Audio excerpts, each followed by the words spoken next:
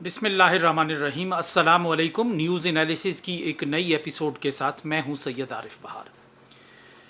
ناظرین، بے نامی جائیدادوں کا تو بہت کچھ ہم نے سن رکھا ہے اور آئے روز ایسی خبریں ملتی ہیں کہ جب کسی طاقتور کی، کسی با اثر شخص کی، کسی سیاسی رہنما کی کوئی بے نامی جائیداد دنیا کے کسی نہ کسی کونے میں برآمد ہوتی ہے، لیکن بے نامی حکومتوں کے بننے کا نظارہ اب پہلی دفعہ لوگوں کو دیکھنے کو مل رہا ہے۔ آزاد کشمیر میں پی ٹی آئی کی حکومت ختم ہونے کے بعد جو نیا سیٹ اپ بنا وہ قطعی طور پر بے نامی ہے۔ اس میں پاکستان تحریک انصاف کا تڑکا بھی ہے، اس میں پیپلز پارٹی کا انگریڈینٹس بھی ہیں، اور مسلم لیگ نون اور دوسری چھوٹی بڑی جماعتوں کے بھی اس میں اجزائے ترکیبی اس میں شامل ہیں۔ اور یوں کچھ سمجھ نہیں آتا کہ آزاد کشمیر میں کس کی حکومت ہے۔ ہر پارٹی یہ سمجھتی ہے کہ آزاد کشمیر میں اس کی حکومت ہے، اور ہر پارٹی یہ بھی سمجھتی ہے کہ وہ حکومت میں ہوتے ہوئے بھی حکومت میں نہیں ہے۔ دلچسپ بات یہ کہ جو قائد حزب اختلاف ہیں آزاد کشمیر اسمبلی میں، انہوں نے بھی وزیر اعظم کے حق میں ووٹ دیا، اور اب وہ حزب اختلاف کے بینچوں پر بیٹھ گئے ہیں۔ یوں ایک تجریدی آرٹ قسم کی ایک نمونہ اور ایک منظر ہے کہ جس میں کسی کو بھی اپنے سیاسی نام و نسب کا پتہ نہیں ہے، وہ کہاں سے آیا ہے، اس نے کہاں جانا ہے، اور وہ کس مقام پر کھڑا ہے، کسی کو بھی علم نہیں۔ تقریباً اسی طرز پر گلگت بلتستان میں بھی ایک تبدیلی آئی، جہاں پی ٹی آئی کی حکومت تھی اور اس کے وزیر اعلیٰ خالد خورشید ایک عدالتی فیصلے کے نتیجے میں نااہل ہوئے، اور اس کے بعد ایک سیدھے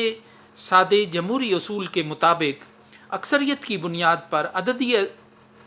اعتبار سے فیصلہ کرنے کی بجائے معاملات کو لنگر آن کیا گیا، لٹکانے کی ایک روش اختیار کی گئی، اور اس لٹکانے کا جو عرصہ تھا اس کے دوران انجینئرنگ کی گئی پولیٹیکل، تاکہ سیاسی منظرنامے کو تبدیل کیا جا سکے۔ اب حاجی گلبر خان یا گلبر خان صاحب وزیر اعلیٰ منتخب ہو گئے ہیں، اور کچھ لوگوں نے بالکل آزاد کشمیر کی طرز پر اس الیکشن سے دور رہے، اور کچھ لوگوں نے اس میں حصہ لیا، اور یوں پیپلز پارٹی، مسلم لیگ نون اور پی ٹی آئی کا ایک ملغوبہ سا حاجی گلبر خان صاحب کی قیادت میں وہاں بن گیا۔ یوں گلگت میں بھی ایک بے نامی حکومت قائم ہو گئی کہ جس کے لوگوں کو ابھی تک یہ اندازہ نہیں ہوگا کہ وہ کس جماعت سے ہیں، اور وہ کس مشن پر ہیں، اور وہ آگے ان کی منزل کیا ہے۔ آزاد کشمیر میں جو بے نامی تجربہ کیا گیا، جس کے نتیجے میں سابق اسپیکر جن کا پی ٹی آئی سے ہی تعلق تھا اور پی ٹی آئی کے ہی ٹکٹ پر وہ جیتے تھے، انوار الحق، وہ وزیر اعظم بنے، اور انہوں نے ایک بھاری بھرکم کابینہ بھی تشکیل دی، لیکن ابھی تک یوں لگتا ہے کہ جو انجن آزاد کشمیر کا کھولا گیا تھا وہ پوری طرح بند نہیں ہو سکا، کیونکہ ابھی تک وزراء کو محکمے الاٹ نہیں ہوئے، اور محکمے ہی سیاسی حکومتوں میں سب سے اہمیت کی چیز ہوتی ہے۔ یعنی سب سے اچھا دودھ دینے والی، زیادہ دودھ دینے والی گائے جس کے حصے میں آتی ہے وہ زیادہ شاد رہتا ہے، وہ زیادہ شانت رہتا ہے۔ تو جب تک محکمے نہیں ملتے، آزاد کشمیر میں ایک سٹیبلٹی سے یہ دور رہے گا۔ شاید یہی وجہ ہے کہ افواہیں اکثر چلتی ہیں کہ آزاد کشمیر کے اس تجربے کے اندر سے ایک اور تجربہ ہونے کو ہے، اور یوں ایک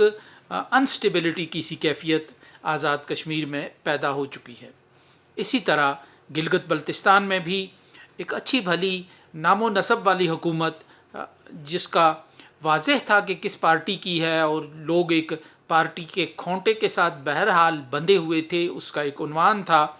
کہ یہ فلاں جماعت کی حکومت ہے، اس بورڈ کو کھرچ کے آپ نے ایک بے نامی حکومت قائم کر دی جس کا نہ سر ہے نہ پیر ہے، جس میں ساری پارٹیاں ہونے کے باوجود شاید کسی کو بھی اندازہ نہیں ہوگا کہ وہ حکومت میں ہیں یا وہ اپوزیشن میں ہیں، وہ حکومت کے اندر ہیں یا حکومت کے باہر ہیں۔ تو یہ اچھے بھلے نام رکھنے والے سسٹم کو یہ بے نامی کرنے کا جو رواج اور رجحان ہے، یہ حقیقت میں سوسائٹی کو ڈی پولیٹیسائز کرنے کی طرف لے جانے کی ایک کوشش اور ایک قدم ہے۔ ابھی آزاد کشمیر میں پوری طرح سٹیبلٹی نہیں آئی تھی اور پوری طرح انجن کھلا ہوا بند نہیں ہوا تھا اور استحکام کی طرف حکومت کا سفر شروع نہیں ہوا تھا کہ گلگت بلتستان میں بھی اسی طرز پر ایک تجربہ کر دیا گیا، اور اس شوق کو کیا نام دیا جا سکتا ہے ابھی شاید یہ کہا نہیں جا سکتا، لیکن گلگت بلتستان میں نسبتاً سیاسی عمل تو نہیں رہا، لیکن بہرحال لوگ آزاد کشمیر کی نسبت زیادہ ووکل ہیں اور اپنی بات کہنے کا جو فن بھی رکھتے ہیں اور جرأت اظہار بھی رکھتے ہیں، اور جو وہاں تبدیلی آئی اس کے موقع پر ایک رکن اسمبلی کا یہ جو ویڈیو کلپ ہے یہ سنیے اور مجھے اجازت دیجیے۔